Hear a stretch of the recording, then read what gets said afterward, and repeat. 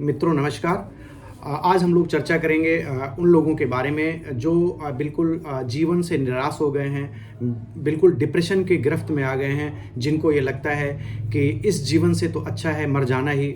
यानी कि उनके दिमाग में बार बार सुसाइडल टेंडेंसीज आ गई हैं। वो इसलिए कि वो जीवन से निराश हो गए हैं, हार गए हैं। असफलताओं के कारण उनको ऐसा लगता है कि अब हम अपने जीवन में तो कभी सफल ही नहीं हो सकते। इससे बढ़िया ये है कि इस जीवन से मुक्ति ही पा लें, यानी कि हम आत्महत्या कर लें, यानी कि सुसाइड कर लें। तो दोस्तों, हम लोग चर्चा करते हैं एक छोटी सी घटना के बारे में। छोटी सी स्टोरी आपको सुनाता हूँ। एपीजे अब्दुल कलाम जी का नाम आप लोगों ने सुना ही होगा। उनकी एक छोटी सी जो ऑटोबायोग्राफी है, मैं उससे एक छोटी सी घटना के बारे में चर्चा करना चाहता हूँ। बेसिकली एपीजे अब्दुल कलाम जी ने जो आईआईटी मद्रास से अपनी पढ़ाई करी थी, एरोनॉटिक्स इंजीनियरिंग करी थी उन्होंने, और उनका सपना था कि वो डिफेंस में जाएं, मतलब एयर फोर्स को ज्वाइन करें। तो बेसिकली जब वो सिलेक्शन के लिए गए, देहरादून में सिलेक्शन होना था, उसके लिए गए वो इंटरव्यू के लिए, तो उसमें 8 लोगों को सिलेक्शन हुआ और इनका सिलेक्शन उसके बाद वाले नंबर पे था, तो इनका सिलेक्शन नहीं हो पाया किन्हीं कारणों से। तो ये अपने जीवन से बिल्कुल निराश हो गए, एकदम से होपलेस हो गए, क्योंकि घर से ये बहुत अच्छे कंडीशन से नहीं थे और ये इन्होंने बहुत पॉवर्टी देखी है।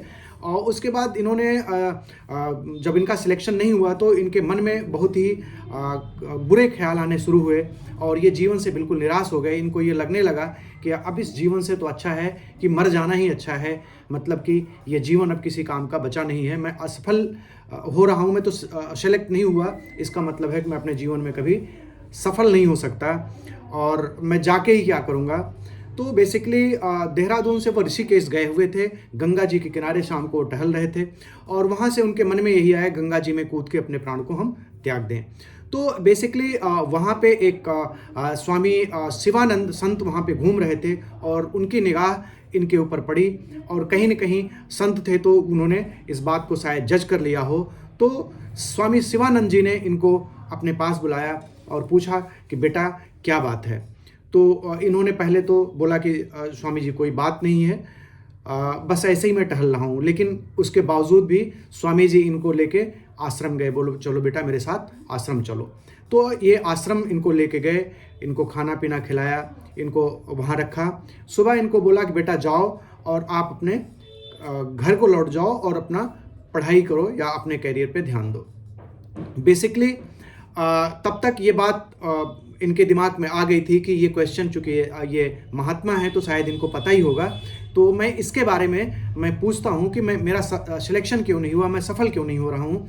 तो उन्होंने एपीजे अब्दुल कलाम जी ने महाराज शिवानंद से पूछा कि महाराज जी आप तो सब कुछ जानते हैं, मुझे ये बताएं कि मेरा सिलेक्शन क्यों नहीं हुआ, मैं असफल क्यों होता जा रहा हूँ। तो उन्होंने कहा कि बेटा आपका सिलेक्शन इसलिए नहीं हुआ इसमें कि आपको भगवान ने इससे बड़ी जिम्मेदारी देने के लिए ठान रखी है, आपको इससे बड़ी जिम्मेदारी भगवान देने वाले हैं। तो उन्होंने जब ये बात कही तो तब भी उनको अपने ऊपर विश्वास नहीं हुआ।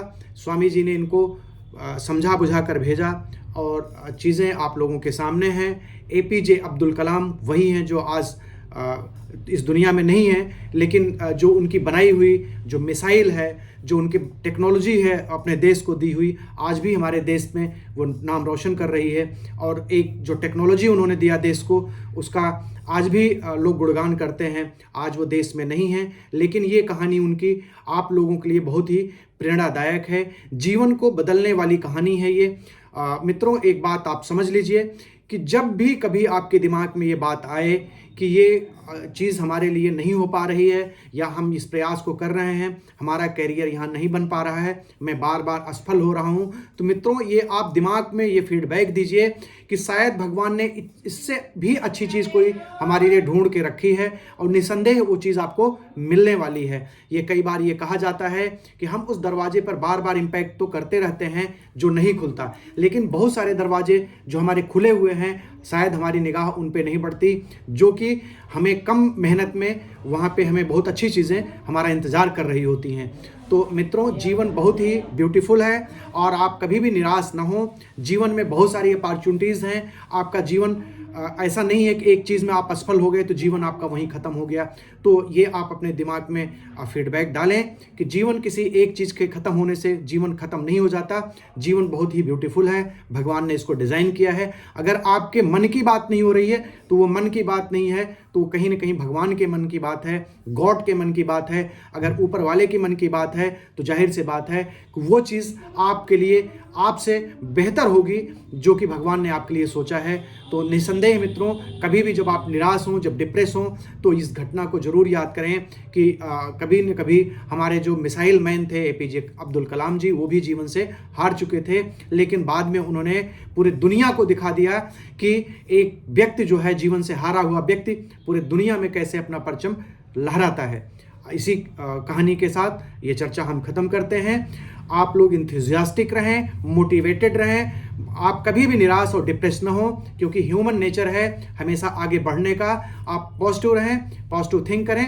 और इन्हीं शब्दों के साथ आप लोगों को बहुत बहुत धन्यवाद, बहुत ढेर सारी शुभकामनाएं। Thank you so much.